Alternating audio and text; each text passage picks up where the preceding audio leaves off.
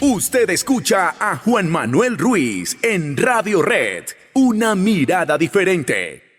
8:43, esta semana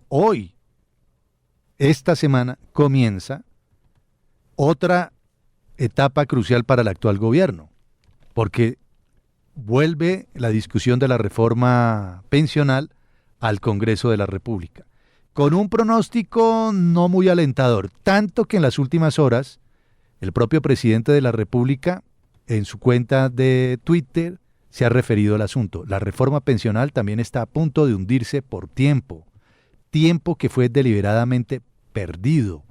Tenemos uno de los peores sistemas pensionales del mundo. Sería inaudito que el Congreso de la República le diera la espalda a la reforma pensional.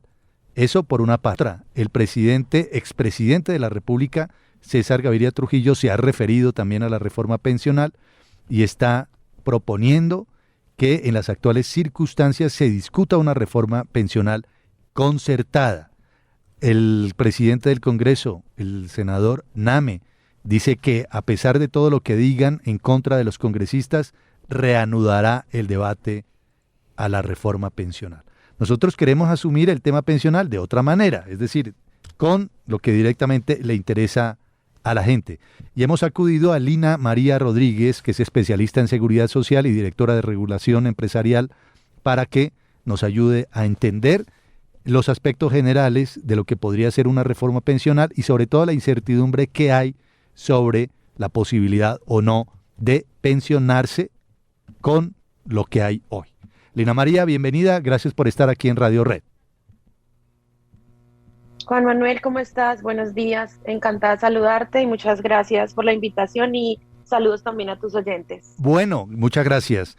¿Reforma pensional necesaria o no en las actuales circunstancias? Claro que sí, necesaria, la necesitamos, pero necesitamos cambios al modelo que se presentó para que podamos proyectar una cobertura que sea universal a los ciudadanos colombianos y que cuando lleguemos a nuestra adultez tengamos un ingreso digno en nuestra vejez. Lina, muchas personas no saben si cambiarse finalmente de los fondos privados a Colpensiones o de Colpensiones a los fondos privados y al revés y tal. ¿Hay alguna recomendación para tomar este tipo de decisión? Sí, yo pienso que tiene que ser un balance. Lo que pasa es que nosotros en este momento tenemos unos requisitos a exigir por parte de las administradoras para podernos trasladar. Menos de 47 años las mujeres y menos de 52 años los hombres. Y tenemos el requisito de la doble asesoría más 5 años de antigüedad en el régimen donde estemos realizando los aportes. Por ejemplo, si yo estoy en un fondo privado de pensión, debo tener 5 años de antigüedad en ese fondo para posterior a ello solicitar un traslado al régimen de prima media, que es pues Colpensiones. Lo que sucede es que en la doble asesoría nos quedamos cortos porque al solicitarla como tal, como ciudadano, pues cada uno de los regímenes a mí me ofrece pues sus beneficios.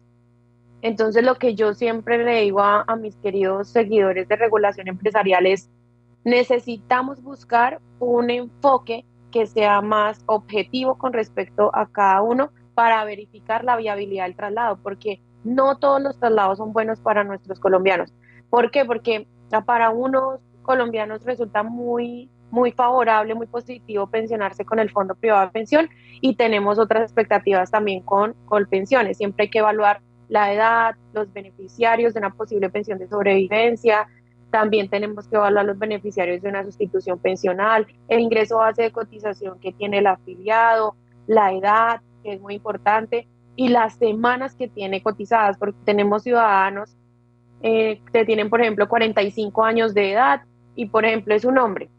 Solicita el traslado a Colpensiones y resulta que solo tenía 100 semanas cotizadas. Pues debemos tener en cuenta que en Colpensiones se exigen 150 semanas más para podernos otorgar pensión y el fondo privado de pensión solamente exige 1.150 semanas. Estamos hablando de los hombres en ese punto específico. Entonces siempre lo que yo aconsejo es una asesoría personalizada, adicional a la doble asesoría, para buscar una objetividad frente al traslado como tal de regímenes. Correcto. Y en ese sentido, en el mismo sentido de la pregunta que le formuló Kelly, Lina María, ¿la reforma pensional, esa que entra hoy a discusión, aborda este tema de los traslados de fondos? No, no abordamos el tema de traslados, vamos a continuar con los mismos, con el mismo proceso de traslado, es decir, que no tenemos modificación. Bien, o sea, Lo que eso sucede es continúa. que si hay Ujú. algo bien, perdón, te interrumpo, Juan Manuel, si hay algo bien interesante y es que no aplicaría como tal el traslado, porque con la nueva reforma pensional lo que sucede es que todos vamos a tener la cotización a través de Colpensiones, o sea, ya no tendríamos esa libre elección para poder decidir si quiero cotizar en un fondo privado o si me quiero trasladar para Colpensiones. Todos entraríamos a realizar las cotizaciones a través de Colpensiones y Colpensiones sería quien nos diera como tal nuestra resolución de pensión en la vejez. A pesar de que tengamos colombianos que vayan a realizar aportes con el fondo privado, porque es que lo que promueve la nueva reforma pensional es que el sistema sea un sistema complementario, es decir, las personas que cotizan entre 1 a 3 salarios mínimos mensuales legales vigentes entrarían a realizar la cotización obligatoria con Colpensiones y quienes tengan un ingreso superior, es decir, por ese exceso, van a realizar la cotización a través del fondo privado, pero quien pensiona es Colpensiones. Entonces no habría como tal ese proceso de traslados, excepto para las personas que apliquen el régimen de transición. En este momento, el régimen de transición aplicaría para mujeres que tengan más de 750 semanas cotizadas y los hombres que tengan más de 900 semanas cotizadas una vez entre aprobada la nueva reforma. Ah, muy interesante. Los fondos pasarían a ser, como están hoy, un complemento de Claro, Colpensiones. es que en Ujú. este momento, sí, en este momento son competencia. Porque son competencia, ellos compiten pues por afiliados. Pero cuando entre la nueva reforma pensional, si llegara a ser aprobada, pues en ese caso serían complementos, no, no serían competencias, sino que las personas que cotizan con un exceso superior a 4 salarios mínimos tendrían que realizar los aportes a través del fondo privado y los aportes voluntarios a pensión también podrían hacerlos con el fondo privado. Y eso no le quita la esencia al fondo privado, es decir, ¿cuál sería el sentido entonces de continuar uno en un fondo privado? Exactamente, no habría elección. Entonces, en este momento, ¿cuál es la oportunidad que tienen los ciudadanos cotizando a través de un fondo privado? Primero, que no es necesario el cumplir una expectativa de edad, porque solamente con el capital acumulado se podría pensionar, siempre y cuando le garantice una pensión al menos del 110% de un salario mínimo mensual legal vigente. Ujú. Y adicional a ello, podemos acceder a la garantía mínima de pensión, que allí es donde está uno de los inconvenientes que tenemos en este momento, porque son subsidios de pensión. Digamos que cuando ya analizamos el caso puntual de la garantía mínima de pensión, es un subsidio que está a cargo pues prácticamente del Estado y por eso estamos asfixiados, porque tenemos muy baja cobertura, es decir, la gente no tiene esa garantía de querer tener que realizar un aporte a seguridad social en pensión y no cotizan, a pesar de estar obligados por sus ingresos superiores a un salario mínimo, no realizan la cotización y allí está el problema, porque también debemos tener en cuenta que el beneficio que tienen los fondos privados es o pensionarme con mi capital o pensionarme si cumplo los requisitos de la garantía mínima de pensión, es decir, 1.150 semanas cotizadas y tener 57 años las mujeres o 62 años los hombres, y es una pensión vitalicia y es una pensión heredable. Heredable. ¿En caso de Sí, es qué? una pensión heredable. ¿En qué casos es heredable? Es heredable la pensión cuando la persona tiene 50 semanas cotizadas, es decir, solamente un año cotizado. Y eso es algo muy importante que sí es importante socializar, porque la gente no lo sabe, la gente no cotiza porque no sabe que tiene una cobertura para sus beneficiarios en caso de fallecimiento. Solamente teniendo un año cotizado, la persona fallecida, si tenía como tal esa acreditación en tiempo, en los últimos 3 años, a la fecha del fallecimiento, podría dejar una pensión, bien sea para su compañera permanente, para su esposa, pues para su cónyuge, hijos que tengan menos de 18 años o entre 18 años y 25 años, siempre y cuando estén estudiando, Ujú. hermanos en condición de discapacidad, y también aplica para los padres que dependan económicamente de la persona fallecida, es decir, para las familias unipersonales que en este momento pues tenemos, donde no tenemos una pareja, no tenemos hijos, también esta persona podría dejar con pensión a sus padres. ¿Este punto lo toca la reforma? No lo va a tocar la No lo reforma. va a tocar. Continuamos con la misma pensión de sobrevivencia. Bueno, óigame, Lina María, hay un tema que abordamos y ya finalmente, que abordamos la semana pasada aquí en Radio Red, tiene que ver con el envejecimiento de la población colombiana y la baja natalidad en el país. En los últimos 10 años, del 2014 a hoy, bajó en un 10% la natalidad en Colombia. Es un fenómeno mundial. China, bueno, está enfrentando una situación tremenda. ¿Usted cree que ya es momento de plantearlo y la reforma pensional lo hace, el cambio en la edad de pensión, de jubilación, o eso por el momento no se toca?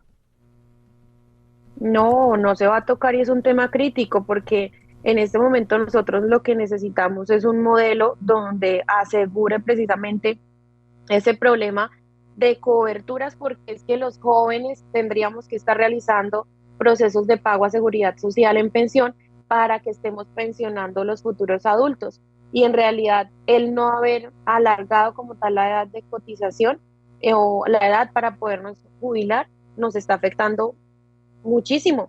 De hecho, es uno de los puntos que se debería retomar en la reforma, porque la reforma no tocó la edad, pero en realidad sí debería ser necesario que podamos alargar un poco la edad, porque lo necesita el sistema, es que el sistema tiene un problema de coberturas que en la reforma no se toca, y eso es lo que tenemos que garantizar, la sostenibilidad, porque es que en este momento de 10 personas adultas solamente 3 se pensionan, pero muchas veces es porque la persona ve más fácil el solicitar la devolución de saldos o la indemnización sustitutiva, porque a largo plazo pues los colombianos cuando vemos de pronto un ahorro que es de millones y que nunca lo hemos tenido, posiblemente porque pues Colombia es un país pobre. Entonces, ¿qué sucede? Hay muchas veces que llegan a nosotros, llegan ciudadanos y me dicen, Lina, es que a mí me resulta mejor retirar los 40 millones de pesos y no pensionarme, pero solamente le faltan, por ejemplo, 3 semanas. Y mi consejo siempre es no, garanticemos la pensión cotizando, por ejemplo, como independientes a semanas pendientes y tenga una pensión. Pero ese proceso, ese problema que en este momento tenemos de edad, sí es bastante importante que se pueda tocar por el tema de coberturas. Y pues que las personas jóvenes no están cotizando, a pesar de tener la obligación de hacerlo, no cotizan. Buenos puntos que toca usted, Lina María, en este análisis. Pues le agradecemos mucho. Vamos a quedar pendientes de cómo va el trámite de la reforma pensional en el Congreso de la República o si finalmente se hunde, como también se hundió la reforma a la salud. Bienvenida, Lina. Gracias por su tiempo. Muchas gracias a ti, Juan Manuel, y a toda tu audiencia. Un abrazo. Lo mismo, feliz día. Lina María Rodríguez, que es especialista en seguridad social.